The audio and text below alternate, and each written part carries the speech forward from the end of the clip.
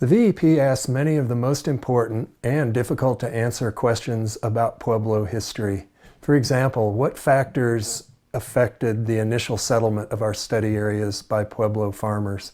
Then, how did their society, their social, economic, political, and ceremonial organization change over time? We can also look in great detail at how these societies coped with climate change, especially really dramatic annual fluctuations in precipitation and, to a degree, the temperature. We can also look at how the long-term occupation of these study areas by Pueblo people impacted their environment, and how did this human impact on the environment impact the societies themselves. The VEP also examines one of the most important questions of Pueblo Indian history, the depopulation of the Mesa Verde region. Why was that area depopulated, and where did people go? And how was Pueblo society transformed by that depopulation and migration? The Village Ecodynamics Project has a number of goals, but in my mind, at least, the most important goals are the really big questions.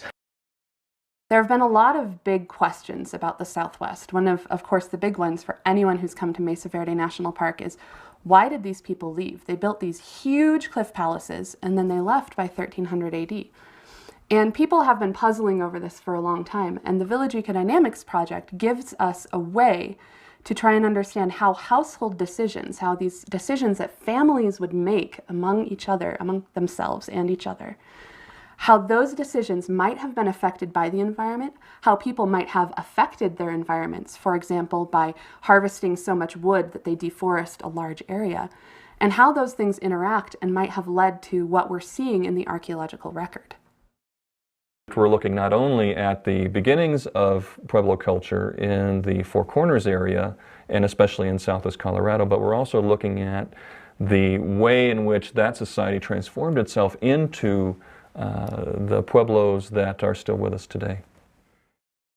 The goals of the VEP research project are really to understand humans' interactions with their environment over the long run, not only in the Southwest, but around the world. How does the archaeology, the history of the Pueblo people in this region illustrate some novel ways that humans have behaved and interacted with their environments? Because at the moment right now, you know, we've got living peoples that we can study and look at how they interact with their environments. We've got some archaeological examples, but what we want to do is really fill in this toolkit of how humans can interact with their environments. What are the ways we have? How successful were they? And maybe in the future, that might help us solve some problems that we just haven't foreseen by understanding how people have dealt with problems in the past.